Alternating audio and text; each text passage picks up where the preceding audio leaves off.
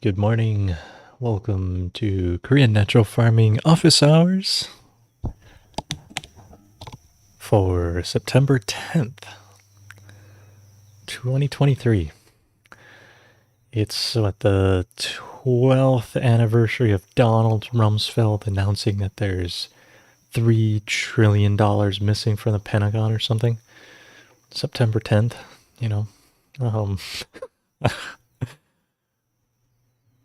something, that was September 10th, 2001. And then something interesting happened the next day, and everyone forgot about the trillions of dollars missing from the Pentagon.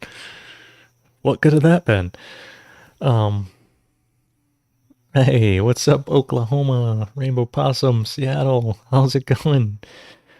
Good to see you all here. Let's start with a bit of higher wisdom here. Oh, it would be. With an intro like that, it would be. Okay, so number 6 is sung, and it is conflict. And it says the proper response to conflict, whether it lies within us or without us, is disengagement. Whenever we allow ourselves to be drawn off balance, away from the strength of quiet integrity, we are in conflict.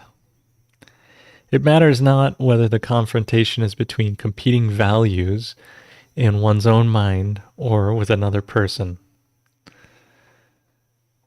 It is the inner departure from clarity and equanimity that leaves us with feelings of despair and vulnerability. The only remedy is to disengage from the problem and return to the quiet contemplation of what is correct. Conflict provokes strong feelings of doubt, fear, anxiety, and impatience to resolve the situation. If you act under the influence of these inferior emotions, you will severely complicate the misfortune. By following the prescription of the sage and returning to a position of neutrality, acceptance, and detachment, you are able to meet opposing forces halfway, not recoiling in anger and condemnation, not pressing forward for some unnatural change in things, but waiting calmly in the center for the higher power to provide the correct solution. The Ching teaches us that all conflict, in the end, is inner conflict. When you see it beginning, you are obliged not to pursue it, for this only compounds your own misfortune. If you cannot regain your equanimity on your own, then seek the assistance of a just and impartial person in resolving that difficulty. The only way to live free of conflict is to hold steadfastly to proper principles in all things. Through balance, patience, and devotion to inner truth, we rise above every challenge.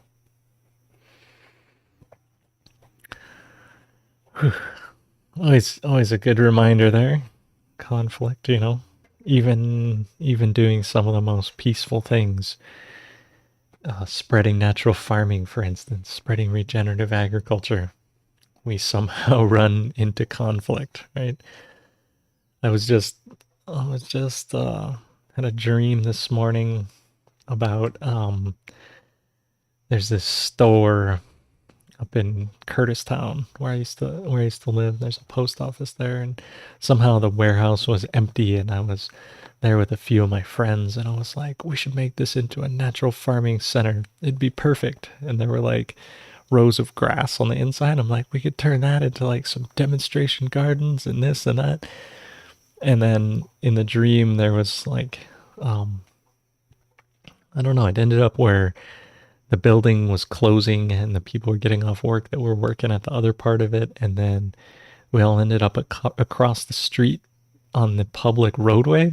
And then somebody had brought we had made a tank of liquid IMO somehow, and then there was a pump. Someone brought like a battery powered pump, and we were using that to like water the side of the roadway with microbes. And but I don't know, for some reason, interesting conflict of just like struggling against the machine, you know, this entity of like humanity grinding and rolling forward and not understanding microbes and just trying to do our small part and not get into conflict and be in the public easement, you know, where it's like, you know, where you can spread IMOs legally.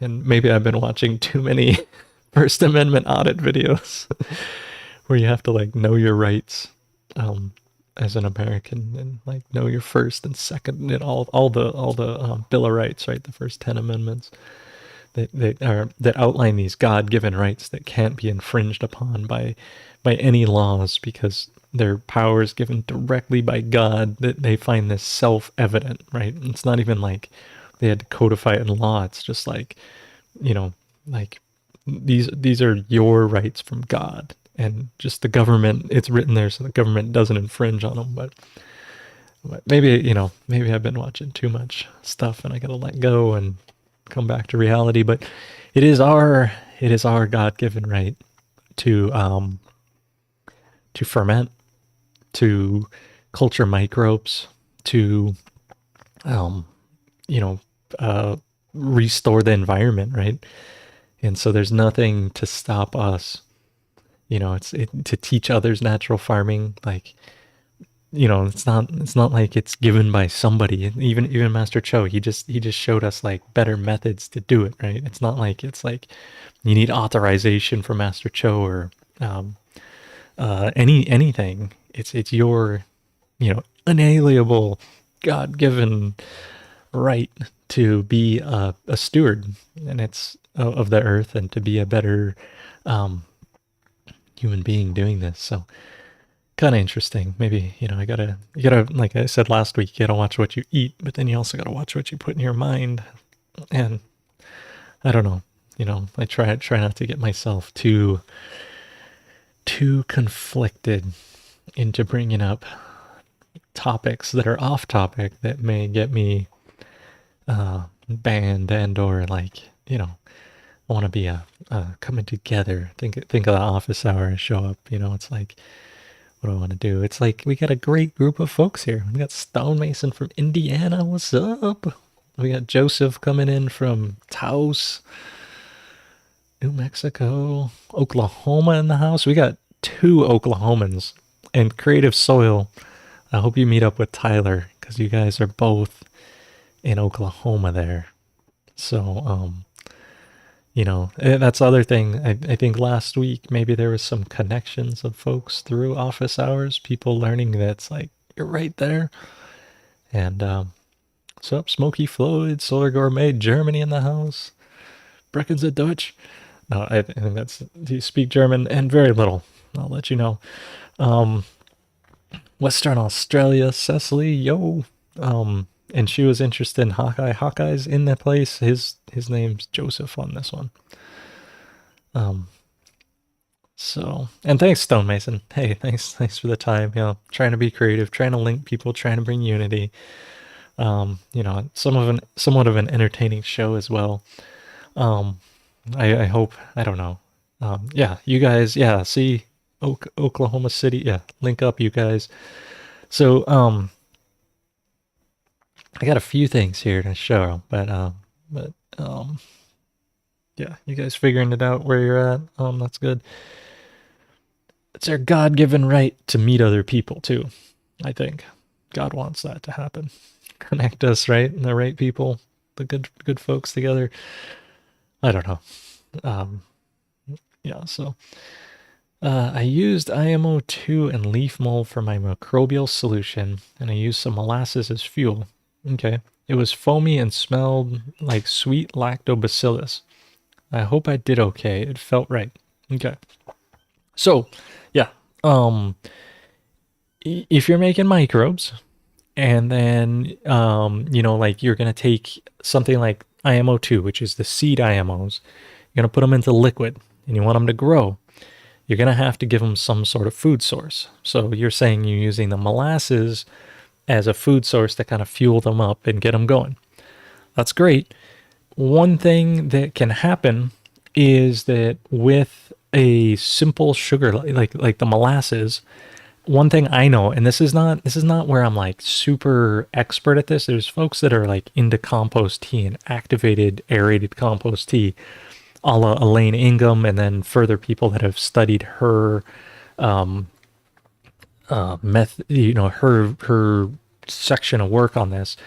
And that if you're making a compost tea with molasses, you're going to tend to breed more bacteria than fungus, just because that quick, abundant, easy to eat sugar like molasses, lots of minerals in molasses too, that tends to trigger more bacterial growth, which is not necessarily bad. And then you're saying you added potatoes and salt as well, and the potatoes and salt, then the potatoes add more of a complex carbohydrate, more of a starchy type of thing, and that can help to breed more fungus in there. So a lot of times when people want to do fungus, they'll like take oats and blend those up in the blender and make an oat slurry and then put that in as well. And so if you're thinking of what you're going to power your microbes up with making IMO2 tea, that's a really good idea. You just have to think of what you're going to power it up with. And you're saying it's anaerobic, which is fine for the first 24 hours or so to do a quick IMO tea brew that way. If you're going to brew it longer than about 24 hours or so, the oxygen content gets eaten up that's in the water, because typically oxygen, typically water, if you spray it from a hose and you spray it in, it'll pull out about 3% oxygen from the air. And so it'll have some oxygen content, but the longer you leave it in there and the more life that's growing, the more it's going to pull that oxygen out of the water. And then you're going to want to aerate it if you're going to go a bit longer than that. And sometimes people make teas for 3 days, 5 days, 7 days, 24 hours. It's all, the one way to know. Hang on, I shut this window. It's raining pretty hard. Maybe you can hear it.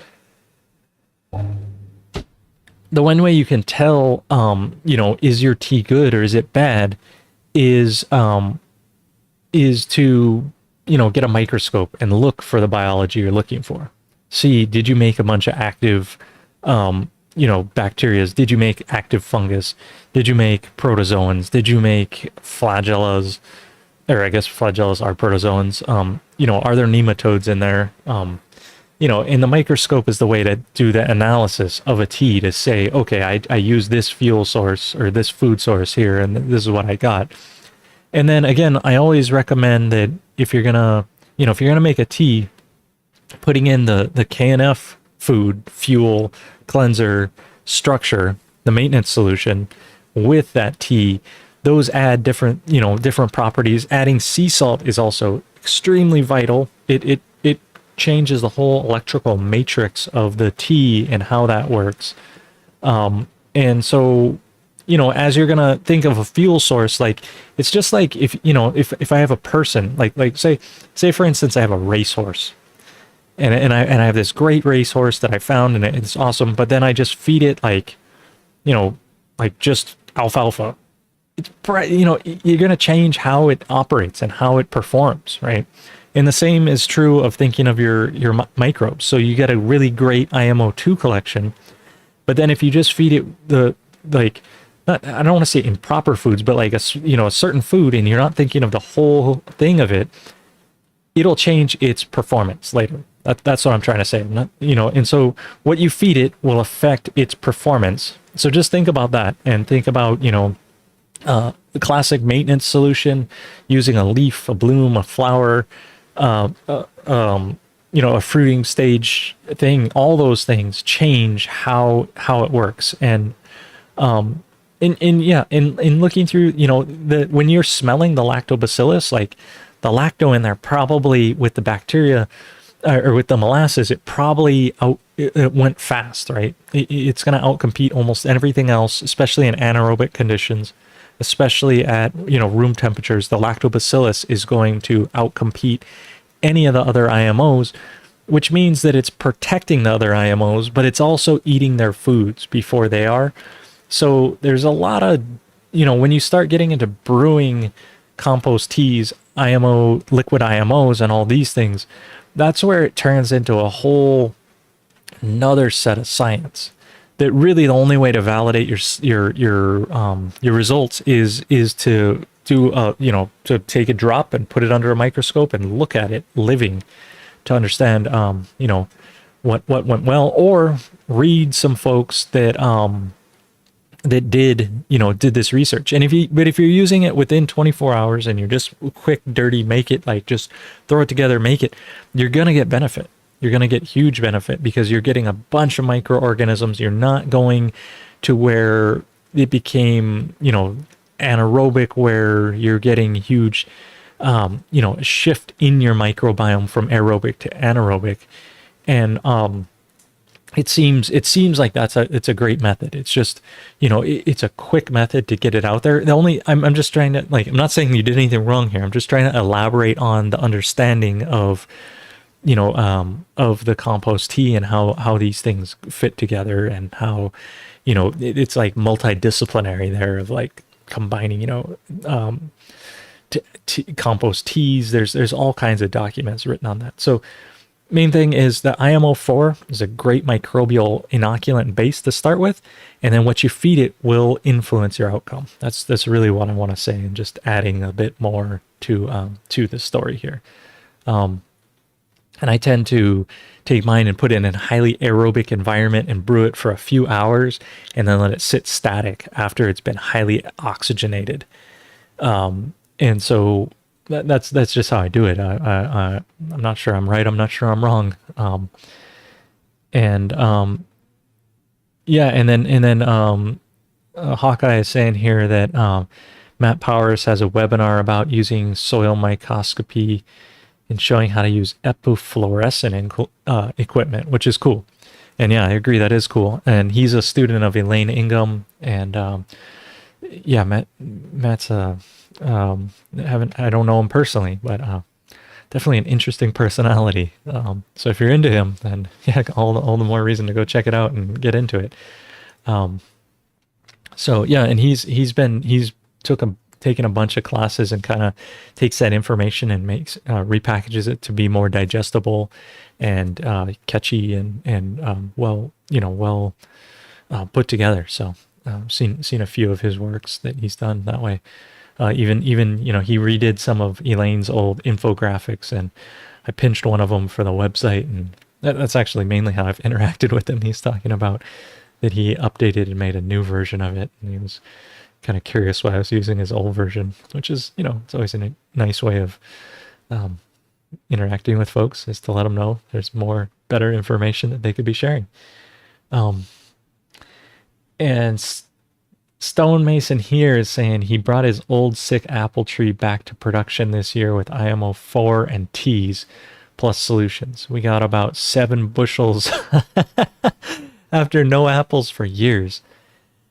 And that's incredible. So reviving, sick apple trees, and now it's production. And IMO4 plus these teas, right? And the solutions. And that's the miracle of these natural farming things.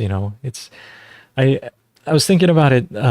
Speaking of conflict, and I was working on a project with some folks to do some tests of natural farming with like a university type study, and then talking to the guy that's facilitating. I still need to talk to him and square up with him, but he was saying like he's not fully embracing natural farming, and like just wants a sliver of it and just wants to do a few things. And I sort of feel this obligation to like do the project, but it's going to be hamstrung and I can't do KNF properly. So if you're just going to practice like a sliver of it, it's hard to get the same type of success where you can take like a dead apple tree, not dead, but like terribly sick apple tree, and bring it back to life when you're only like half practicing KNF.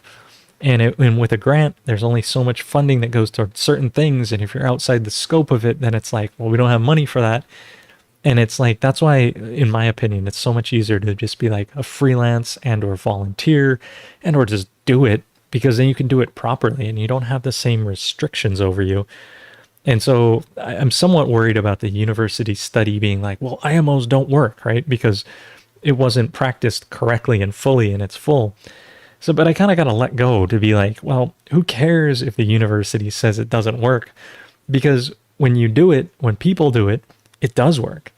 And so, like the university studies all kinds of things that they say work that in practical reality, it's like, because they just took a slice of something, they didn't look at the whole picture. I don't know. I mean, the university system, in my opinion, is sort of discrediting itself the longer it operates. I mean, I got a university degree, but I studied very specific, like computer science, like very technical stuff that wasn't very like, you can slice and dice that stuff. And the whole point is like, break it down, build it up. But nature, natural systems, medicine, these types of things, they're very much more complex than these slice and dice things. So anyway, not to get too, just let that go. Let the higher power deal with it. Stay in my center.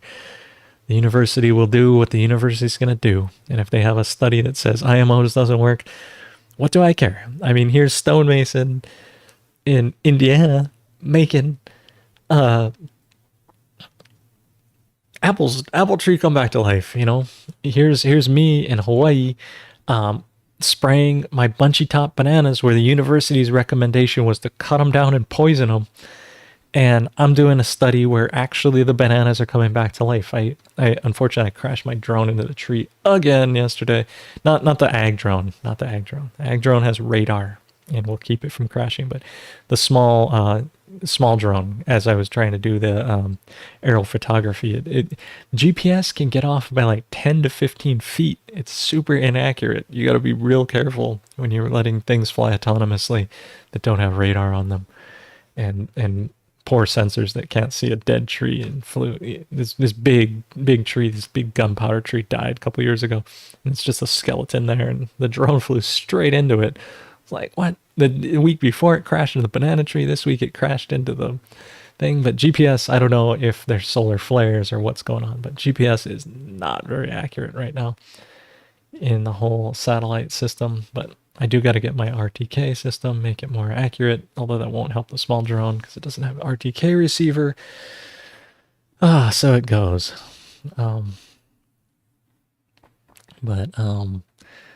Anyway, yeah, let's try to avoid the conflict here. Just stay in our center. So someone asked, hey, thank you, Bird. That's amazing. 2 super chats already. You guys, it always feels good when it comes back, and there's good flow both ways, making the natural farming available. And as people contribute to me, I can contribute more to everybody. So I appreciate those that step up and take the initiative to put the the money where the mouth is. So let's see here. Anyway, university study, moving on from that. And Creative Soil is saying his friend has access hospital microscopes. So use those. Yeah, learning, again, I shared this a bunch of times. Oh, and now's a better time to do this. Let me go to KNF support real quick here. Real quick like, and then I'm gonna do this one. But I fixed it up so that here on KNF support, not only can you search here for microscope, so this searching for the text answers here, we'll pull this up. Someone here asking about a Conus microscope, microscopic levels, what microscope to buy, right? I can click on this one and see, and it's like, well, what should I buy? Then you can look at Elaine Ingham's recommendations. Breeding ULC micros. So there's a bunch of answers here, all on microscope and how these things have been used. And then you can also search the office hours here. So searching this one and search for microscope. And I want to let you know that reason I'm showing this is I fixed it up so that even if it's capitalized here, like this one's capitalized, before it wouldn't show it, it would only show lowercase, but now it shows capitalized ones as well. So so if you're looking for the microscope playlist, we talked about that on July 23rd, 23. Here at 29 minutes, 23 seconds. So if I go to this video here and go to 29 minutes, 23 seconds, where is it? Right about there. You will see. Oh, Pedro was asking about the microscope. So let's just go to shooting darts. Yeah, that was pretty much. I haven't been shooting darts lately. Yeah. But here you go, and you'll see. I'm gonna go to my channel here. It's getting recursive with me and me. The microscope. If you're interested in the microscope, the microscope. So on my channel here, click on the thing below, like, subscribe, put some Brazilian jazz on. Yeah. Yeah, that was fun. Right here is the microscope, though. Elaine Ingham, Common Ground, 2012 Soil Food Web. Maybe I should call it the microscope course. But all it is, especially, this is a playlist, right? So if I go to default view instead of my theater mode, it will show the playlist here. And so, got David Fortes introducing everyone. So you can go look at past office hours and see, and a bunch of these topics have been discussed. So if you want to look up how to use a microscope, right there, knfsupport.com, search the office hours, the video one, or the text one. Both of them have great answers. They're amazing.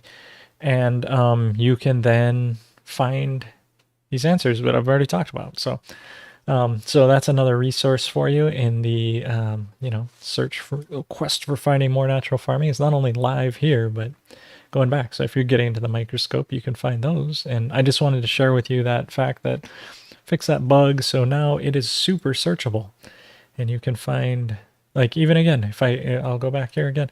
So just looking for further search results, that was the first one here. But then looking here, this one, 1 hour, 8 minutes, learn about the microscopes and the soil food webs. I talked about it on May 21st. Microscope pictures from a fresh IMO 4 pile. So if you want to see what do IMOs look like, we did that. 10 to 100 times microscope image of fungal spores, amoeba, protozoa, segmented fungus, nematodes. That was discussed here at these timestamps, August 7th. July 24th, Post Up Media sent us some microscope videos. And, hopefully his baby must have come out soon. I hope I hope that all went well for him. He must have had it by now. I mean, his wife had it, but, what microscope is best, and Google the video of Elaine, how to choose a microscope. Talked about it here. KNF Soil Formula Foundation. Looking at KNF solutions under a microscope on May 1st, 2022. Microscopes apparently here, the 28th of November 2001 or 2021. Earth Fort Labs, someone, all this. So, like, don't, feel there's plenty of resources out there, and especially the office hours has become a great compendium of all sorts of information because so many good people have tuned in, asked good questions, I've answered it, and now it's more searchable. And that's key, because if you can't find it, right, if something happens but you can't find it, what's the point, right? Especially in today's world. And it's, I know no one wants to use the G word to search things, because they're just going to data mine you and find everything about you and make a model in their servers. And anyway, I stay away from that conflict. Just stay in this quiet center. But you can search on KNF video and use, it's just using text search. It's nothing. There's no algorithms. It doesn't collect any data on you. And, I mean, if you want to participate with it, sometimes you got to log in, but it, I don't even email people about it. It's just It's just a system that runs and supported by the Pure KNF Foundation, who has a privacy policy of we don't use your private data. So it's pretty cool. So question, I'm a little far back because I've been ranting for a bit here, but I'll go back here to Rainbow Possum Farms question. Someone asked if you could grow an indoor garden and make plant juice, the KNF food from those plants. I felt that the plant juice would be subpar. Thoughts? Yeah, no. I mean, well, a plant is going to be complete in terms of its things that are in it, no matter where you grow it. It may be deficient in certain areas, so it won't thrive and be as well, but it's going to be a complete in that thing. So in its nutritional, whatever profile, nutrient profile, whatever you want to label it as. And so if you're taking that plant and then fermenting it and then reapplying it and regrowing this, a new plant of the same plant and reapplying it and just get this circle going, this synergistic feedback loop of take the plant, ferment the plant, spray it on the next generation, spray it on the next generation, spray it on the next generation, you are going to get an amazing plant, whether it's indoor or outdoor. That there's and I don't think, it'd be interesting to grow through complete, continuous cropping of the same plant in the same pot indoors and spray it. Just see if you get better and better and better production. If I should grow a plant behind here and just have it grow, and then we'll, sprout new keikis, ferment those, spray it back on the plant, and just keep it spraying. You can watch it grow over the years of the office hours. You'd see this massive, huge plant that would fill the whole office, and I'd be like, just because my bet is that the fertility would be increased that way. So I don't think it matters if you grow indoor or outdoor. I think it matters that if you're putting the right nutrients that plant wants back on that plant, then it's going to reach its maximum potential of what it could do. So I would think any plant from any place following the methods would render better results than not doing it. And I'm not sure, maybe one outdoors that looks healthier. Like you're taking like a plant that looks healthier just means it had more of its nutrients available to reach that expression of health. That's all it really means. It doesn't mean it's, like health is just its needs being met, right? I think, and so if its needs are being met, that means if you fermented it and used it, then it would be even more healthy. And then Stonemason is asking, do you dilute your IMOT 10-1 with water like the JMS? And yes, I tend to dilute my my IMOT after I make it. 10-1, 100-1, somewhere in that region of, usually what I'll do is I'll make a 5-gallon brewer of IMOT, liquid IMO, brew up 5 gallons, and then I'll dump that into like a 55-gallon drum or 2 55-gallon drums, just because that's my brewing capacity is 5 gallons. And if I want to spray, like to spray my whole farm, it takes 100-something gallons. And yeah, so I end up diluting it a whole bunch. Sometimes I'll use it just straight the tea, but it's not often. And almost always I'm dumping it into a vast quantity of water so I can distribute it better and get it out there. So diluting my tea, I do. One reason to dilute the tea is that if you don't, then all that biology, it's too much biology for an area, and it can cause like overgrowth. Similar to like not having enough microbes, having too many can also be a detriment. So be careful. You want to find that balance, and usually dilution is the solution to almost everything besides drowning. So yeah. Hey, what's up, Marcus from New York? Good to have you at the show. I want to take, let's see, maybe I should follow up with the questions here, but I just want to see, yeah, okay, cool. I'm going to fire this thing up in the background, foreground, wherever ground. and we'll get that. I'll share that next. So let's see. I'll follow and see if there's any questions. Yeah, thanks, Joe. You guys, I'm glad you guys can help each other in the chat. Yeah, academia always works that way. Yep, it's all about slice and dice, and who cares if they make a positive or negative study? That's not going to influence me. I've never been like, oh, a university studied this. I almost always take anecdotal evidence from people on the internet and try wild and crazy experiments.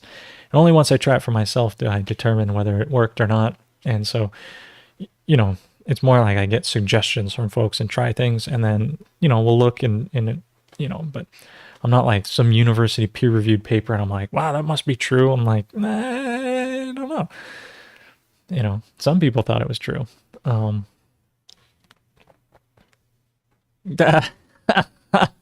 my gosh. Okay. So stonemason, that's a funny joke, bro. That's funny. Actually, I gotta laugh louder, longer. But that is funny. So stonemason says the only negative he has found from using KNF on his farm is that everyone else's produce now tastes like cardboard in comparison. Oh, that is hilarious. That's funny because nobody else can give you other produce. You're like, they give you an apple and you're like, I'll ferment it and then I'll eat mine that I sprayed it on. Yeah, no, that's a funny thing, man. And there's also the Jojo is saying here that the university's 30 to 50 years behind. That's totally true, right? They're just now finding out that poisons and chemical fertilizers are bad, and it's like, we've known that. Oh, so creative soil, can I use my fermented fruit juice? So a knfFood made from fruits from bananas as a flour that I can't say on YouTube as a foliar spray.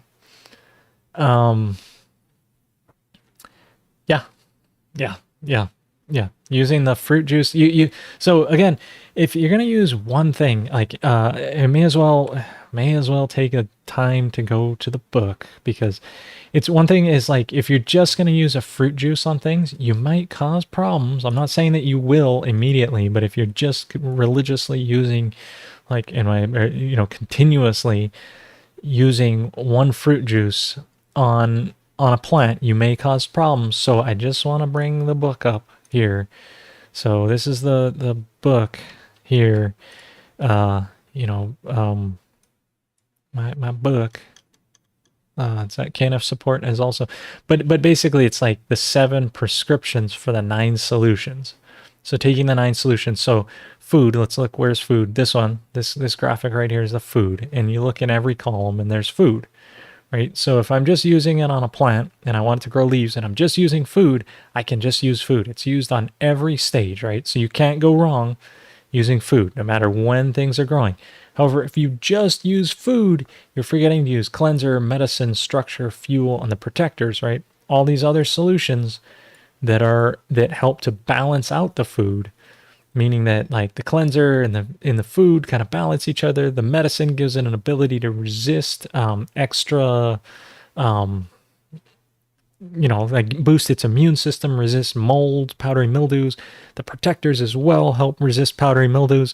The fuel gives it, is the fish aminos. It gives it that thing it needs to grow as well. And the structure gives it all the structure it needs to grow as well. Because if you're just putting food but not structure, then you can lead to overgrowth, different things happening, and these different things. So when you're using KNF in natural farming, they're almost always, all the formulations are never in isolation. You can just use one thing. Just use it in isolation. Just use it. However, if you use all these balanced things and you use the whole formula, then you're going to end up being a lot more balanced and not cause problems by trying to over amend, which sometimes can be a problem, right? If you're just always, if you're adding things, like it's always, I think we went over this, we go over it a lot, but the less you put on is then you avoid becoming a moron. And the more on you put, the more on you become. So just, you notice these are all plenty diluted, and you just put a little less on, but all of them combined and then you're getting something balanced. So again, that's this book here. It kind of describes all the prescriptions. Let's minus that out a little bit. So describes all the prescriptions here, the different, different solutions, all of them, so you can understand what they are, and the words I use are very much the words that will help you to understand, what these are. And sometimes there's acronyms from different people that you learn from, but I find it's best to learn this way of, getting a good understanding of what they are, so how to combine them and how to ultimately, the solutions I just showed are like a guideline. Ultimately, you'll become the best farmer to know. And this comes from a long line of people: Master Cho, Ginger John, Dr. Park, Kim, Gil, Cho, Young Sung, Ray, Steiner, Fukuoka, Ingham, all these folks.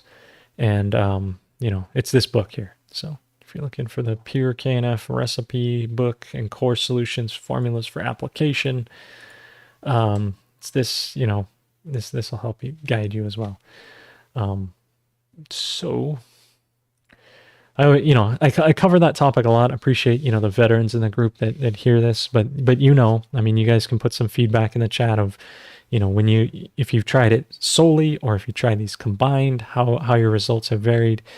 I think the more you combine them, the better you're going to get.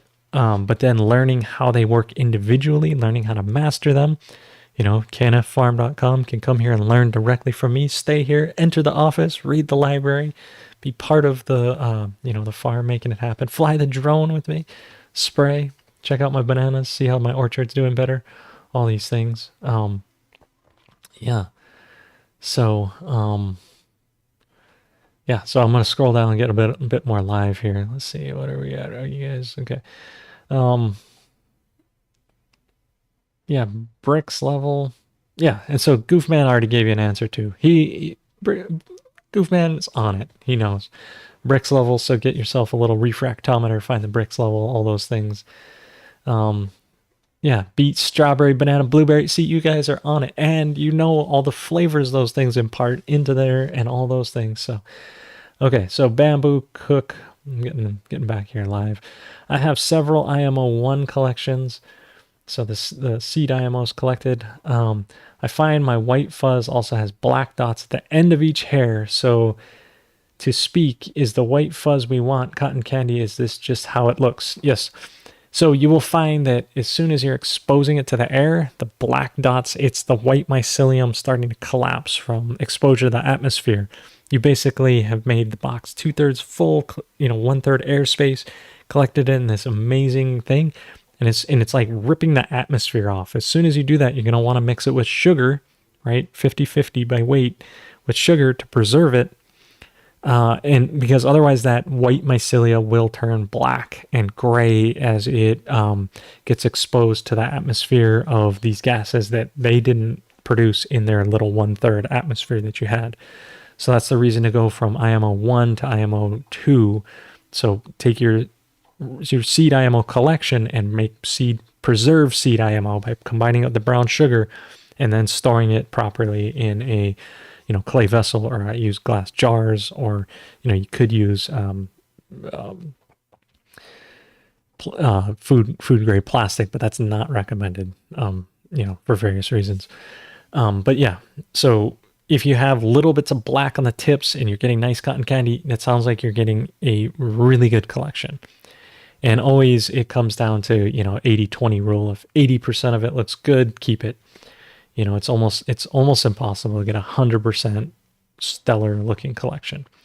Plus the extra collection, few different colors and a few things in there really add to it. So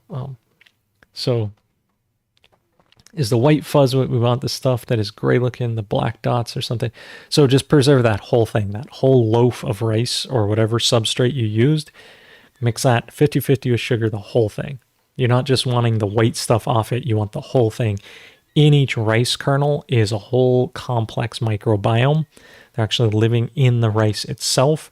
What's blooming on the top is kind of like they're mushrooms popping off. But the mycelia is permeated all throughout that rice. So that's what you're wanting to collect, is the whole thing.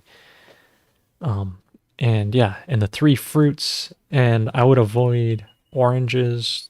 Oranges are gonna be too acidic if you're making a can of food. With three fruits is gonna be great. Oranges, not so much. Yeah, and Matt has stuff for sale. Cool. Yep. Uh, I've never seen his actual gardens, but maybe he has them out there. I know he's a good salesman selling a bunch of stuff, but I've never seen his stuff he's growing. Um, Speaking of conflict, I'll just come back to the side. Let the higher power deal with that. I was thinking specifically about the microbes on plant life. Wait, I don't know. I don't have context for this, but anyway, okay.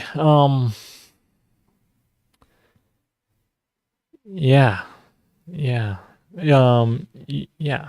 So Master Cho learned from Japanese. If you've ever made, so when it's coming to the combination of fruits in making a KNF food, if you've ever made sushi with Japanese folks, they're always adding odd amounts of ingredients.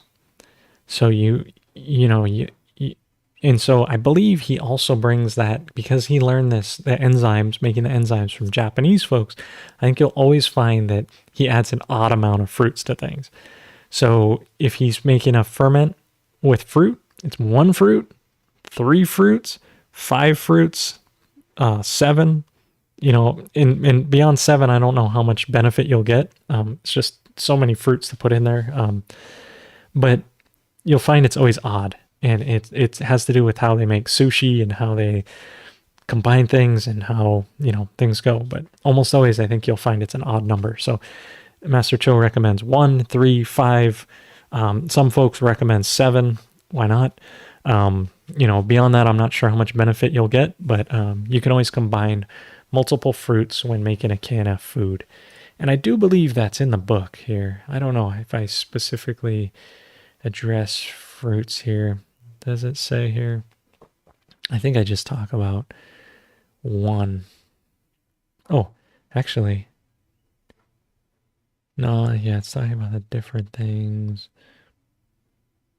Nah, it's more talking about those things. But there's not much difference between the fruit and the food. I call it, in fact, I lump all those together. Instead of making it FPJ, like fermented plant juice, fermented fruit juice, it's all the same recipe. So I just lump it into KNF food and then understanding what food at what stage. That's all the difference. It's not, there's, and the amount of sugar you use is obviously different based on the sugar content though, because you can have highly sugared plants or less sugared fruits. And so it's all one recipe. Somehow it got translated into two, but I don't think that was like a correct translation is my opinion on that. So anyway, and it came from Japan ultimately.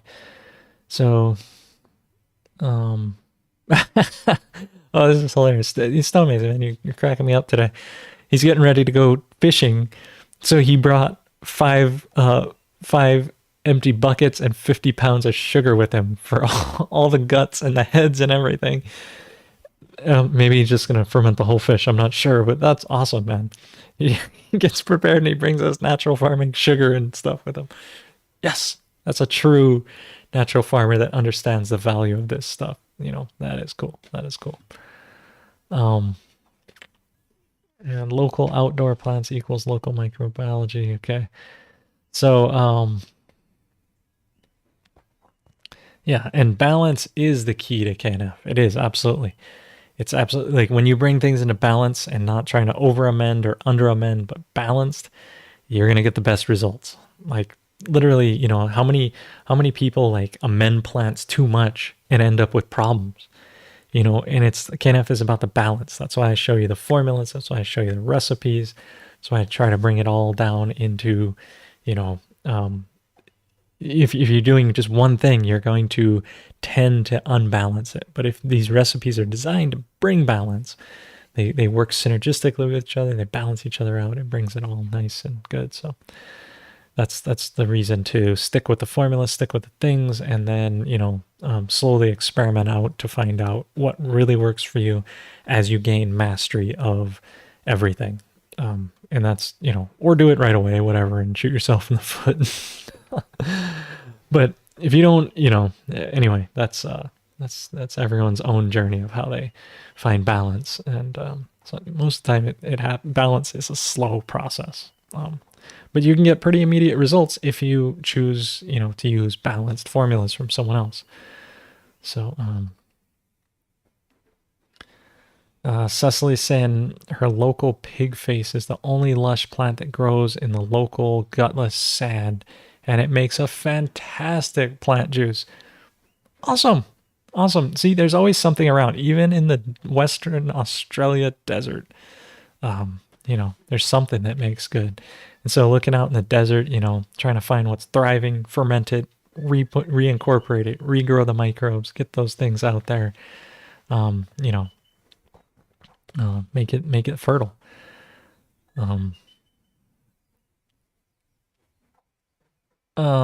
So Bamboo Cook asking, so when the black dots are all throughout the medium, the rice, it's the atmosphere with the IMO collection? Not necessarily. You can get, like, if they're just tiny black dots in there, it's not a big deal. If 80% of it is looking really good and you're not getting reds are kind of a not good sign of the IMOs. But if it's black, it's fine. If you got 80% of it, 80% is good, go with it. It's good. Yeah, because what can happen is actually it gets a little bit too much moisture in one spot, and then it gets anaerobic, and it turns, the colors happen. You can get tie-dye looking things, other colorations throughout it, and but as long as 80% of it's good, and it means that also you might want to speed up your collection time. So collect it like a day earlier than you usually are, or, because as time goes on, they will change from white to more gray to more black to, just like if you look at a real old IMO that you forgot, it's probably going to be like black and green from trichoderma eating everything eventually. And Cecily's recommending to turn the oranges into liquor for personal consumption. Great in cakes and puddings. Awesome. Yeah. And the black may also be spores. Yeah. So that's a great contribution there, Sam. The black may also be the spores. So that's again, if you let the collection go longer, you're going to get sporulation happening. So you could collect it a little bit earlier if you're having those things happen. So great comments, you guys. Great things. I wanted to share this with you. Let me see if I can do this here. Let's not do that though. Let's do this and do this. Oh, what was the thing I wanted to push on this? I wanted it to go full screen here. Yeah, let's just do it this way. Okay, so here, what I'm showing you here, this is the DJI app here. So this is the drone here. So you can see yesterday we sprayed, but we didn't spray as much because one of my dad's friends came over and we ended up shooting guns, and he got a brand new SCAR, super awesome. I got out my AK-47, and we shot some targets, shot some 9mm, the good stuff. So yesterday you can see 9/9. It's in Chinese dates, so it's like this is the day, this is the month here. But and then last week, and I sprayed on Saturday, which it was all week. I had to wait to get out there to spray. But I did 4.62 acres and was able to spray 68 gallons in little less than an hour here. Although it takes more than an hour because the drone comes, it lands, all that time is not accounted for. This is just flight time. This means the drone was in the air for 0.8 hours. And we sprayed 4.62 acres. So if I click on that and I look where we sprayed, here it is. This is the farm. It's the KNF farm here. And I guess I can't scroll in and out here. But here's the barn up here, and then we sprayed. This is the banana testing zone here, down here at the bottom of the screen. And I'm flying this with a full 25 gallons per acre. the full dose treatment here. And then I sprayed this cow's pasture. It's looking better. Was able to spray this pasture, which apparently I didn't upload that one to here. I was able to spray my dad's bananas, and these ones are, the bunchy top's not as bad. And I'm spraying this with a half dose, so we'll see. But again, the drone was off about 10 feet this direction. So it didn't spray exactly where I wanted it to. And then was able to spray the road pasture. Did not get the kitchen pasture, nor the orchard, nor my house field, nor these pines, nor this yesterday. But I was able to, the week before, get much more coverage. So this is the week before here, and I was able to spray all these fields as well, and the yard in front, because we were just trying to empty the tank. So I ended up spraying a whole bunch right there just to empty the tank out, which I could have just pulled the plug, but I wanted to use that tea for a good use. So there's also some fruit trees here that got sprayed, and all that. So I've been doing it pretty much on a weekly basis, and that's what our test summary is here. So you can see it's on a weekly basis here. Since I first got the drone, was trying it out, testing it, but now I'm basically doing a weekly, within 10 days, I'm trying to do it every 7 days, every 7 to 10 days interval here of spraying the farm and documenting it. And this is the test. This is like what we're doing to see. I've been operating at 10 days so far. I've so far covered 35.4 acres, meaning that, I guess that's combining all these numbers here of the different test flights and things. But basically flying it around and doing it. And if you look at the, will this show you the whole thing? Yeah, this will show you every flight path. Look at that. And this is just, you can see how dense it's getting. Eventually, I assume this will just be one yellow thing because the GPS is a little weird. But yeah, you can see in the beginning when I was testing it, I did a little bit of, crazy free flights just to make sure I could fly the drone pretty well. But flying back and forth, doing these things, and then you can tell where I land it and where I take it off from, because it's like always a much more of a flight path going through there. But so far, 115 flights. That means it's taken off and landed 115 times. I've lifted that battery 115 times. It's a heavy battery. And put it in the charger and got it out. And so far, I've sprayed 470 gallons of natural farming out there. And Greta Thunberg is the name of our drone. I got some stickers coming in the mail. I'm going to put some on there. It's like, how dare you?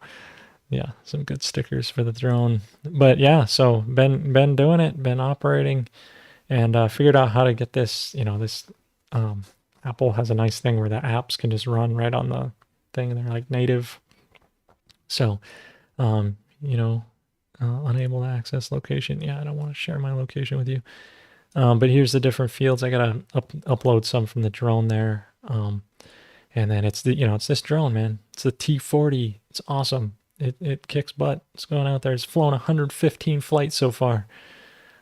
So, each battery, it means I have 2 batteries. So you divide that by half, I'm getting about what, 60 flights per battery so far. And they only have a certain amount of cycles. So I gotta, stay on it, flying it, put it into good use, doing its thing. But I think it's, kind of fun to share that with you.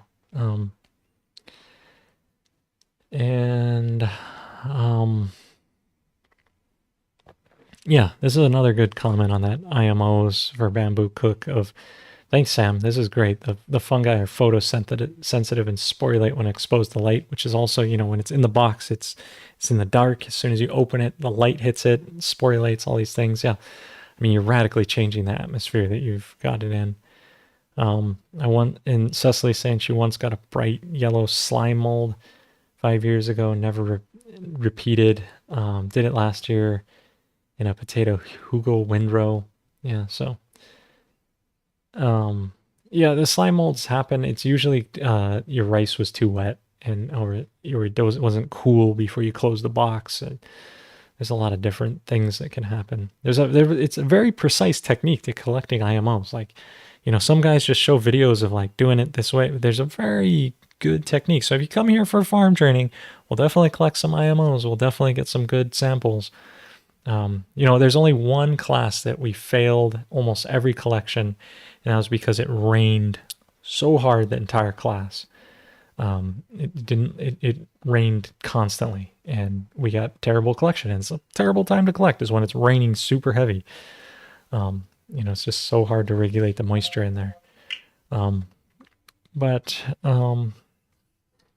So then Rainbow Possum here is saying her peach tree went crazy this year. It went crazy. We had to send it to the doctor. No, last year we got 24 pounds. This year 72. So, and the fungal issue they had in the past is completely gone now due to KNF treatments. So take that to the university and let them know. Because yeah, I mean, not that, you know, it's all good. It happens, right? You do it right. You have the right mindset, the right heart, the right care, the right frequency of applications, and things turn around, and they are amazing. So great to hear. You know, my lime tree in the back is just loaded with limes. It's like, what am I gonna do with this many limes? Oh, ferment them and then drink that. The lime juice. Oh, it's so good. Maybe grow some more coconuts. Put the in the coconut, shake it all about. So, and the goof man saying a little color's okay, diverse things. Having too much color is bad juju. Yeah. So 80-20 rule, you know, get 80% looking good, you'll be good. It's hard to get 100% perfect collection. In fact, I'm not even sure that's better than having a little diversity in there. And yeah. And Jonathan's getting some props to Rainbow Possum here. Yeah. It's how cool is it? You know, all of us making life better. Success stories.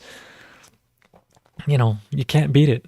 I think it's enhanced everyone's life who's here. And even if you're just tuning in for the first time, get out there, get fermenting, get microbes in your life, recognize the beauty of them. Like, subscribe, share. No. I suppose that's obligatory. You got to say that, but you know, if you want to do it. But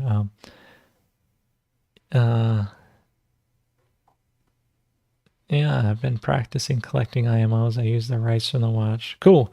Yeah, Creative Soil, man, get into it. Get out, you know, and then share your results back. I'd love to see them. And then just before I'm closing here, there was.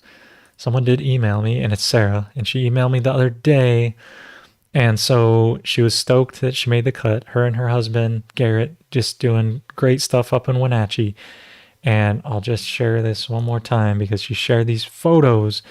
However, she, you know, we saw this last week. Look at that. Like this again, like desert, you know, you're looking Eastern Washington desert, but like their garden's kicking butt, right? And she did share that this was like a snake bean here.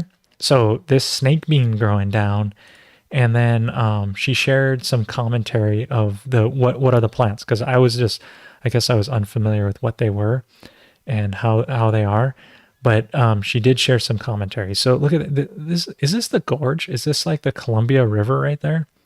I don't know what river this is. Maybe she'll update me to what it is.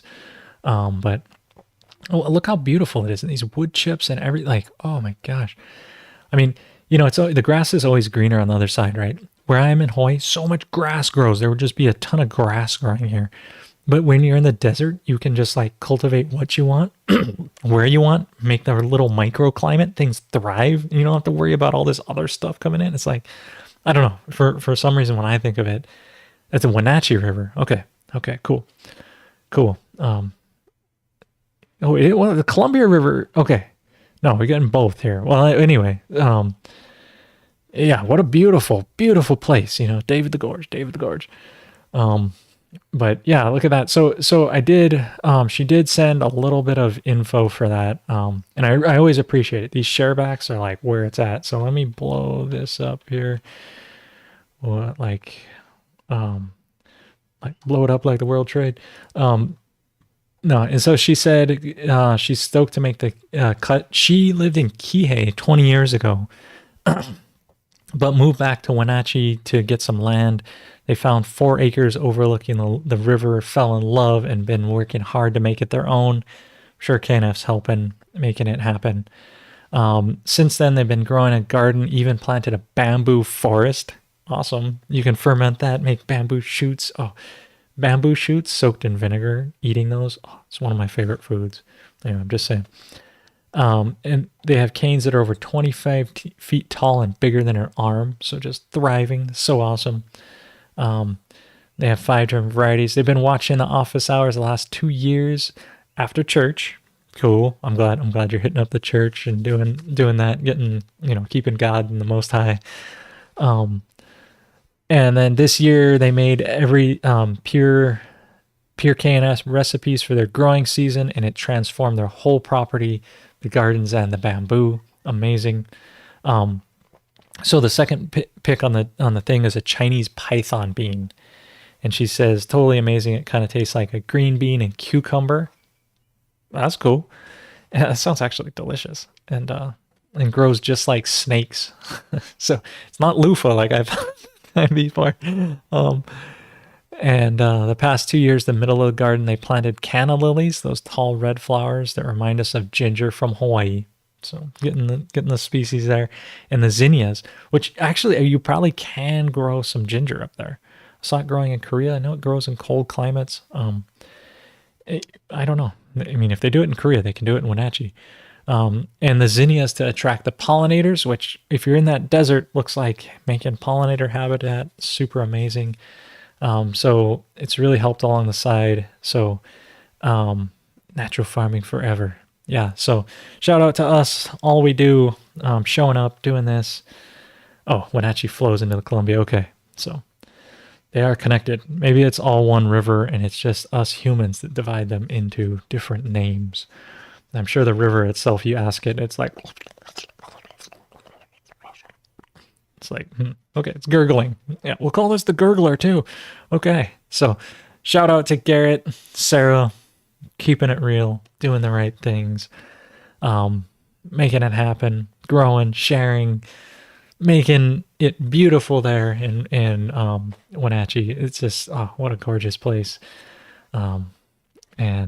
Yeah, so I'm always happy. If you guys want to share some things, Drake at pureknf.org, DRAKE at pureknf.org. Send in your pictures. I'll share them. It's always fun. I love seeing this stuff. It really uplifts me. And so do the super chats, all those things, the contributions we all make, and the things that we're doing to make natural farming a better place in the world, which I'm not sure that's the correct terminology, but whatever, you get what I'm saying. So it's overtime by this time, so I'm going to go enjoy the rest of my Sunday, do some good things. I hope you enjoy your Sunday or whenever you're watching this as well. Keep it up. Do great. Minimize conflict. Put good things in your body. Put good things in your mind. Thanks to Master Cho. Thanks to the Pure KNF Foundation. Thanks to Flat Eric. Pure KNF. Forever. Long live the natural farmer. Love you guys. Thanks for tuning in. See you next week, I think. Most likely. Yep. Okay, cool. I'm going to drop... let's see. I'm going to slide. See how the slide works. Ready?